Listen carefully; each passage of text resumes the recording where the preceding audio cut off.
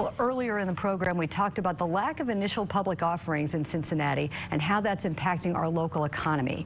In this morning's U.S. Bank Economic 360, we want to keep the IPO discussion going. Nationally, there are some high-profile IPOs out there like Etsy and Uber that are getting a lot of attention. U.S. Bank Vice President and Senior Portfolio Manager Mike Dennemann joins us this morning to talk about that aspect of going public. He's with Business Watch producer Kelly Leon in the studio. Mike and Kelly. Thanks, Peg. Mike, I've got the IPO interview down this week. So last year, we were seeing record-setting numbers of IPOs nationally. What are we seeing the first quarter of this year? Right. So we did see some really, right out of the box, a great pace last year.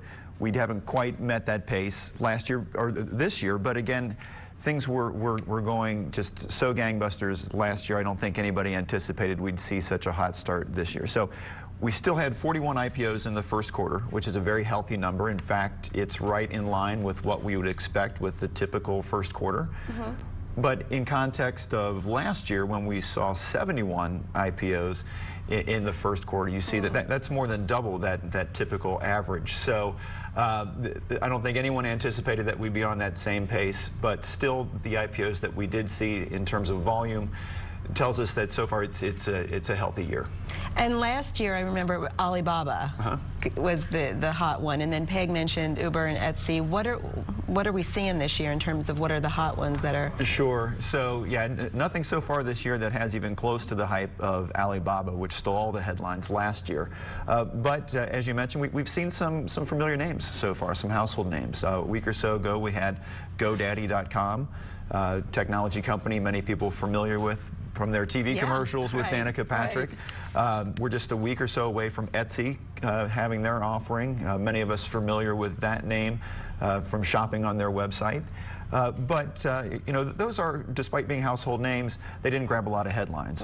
Uber, on the other hand, will be the big hype machine, with the caveat, if they come to market this year. So it's widely expected that they will have their IPO in 2015, but then there are some that are saying, well, maybe the company is not quite ready, in that we should expect that maybe 2016 is more likely. So they haven't shown their hand yet, so there'll be a lot of debate as the year goes on. But if they do come to market, certainly that would be the highest profile IPO for the year. So what else? All eyes are on Uber, but what else should we be looking for? Any other trends? Any other things to watch? Yeah, in terms of just the trend itself, I think how the year plays out depends on what the stock market itself does.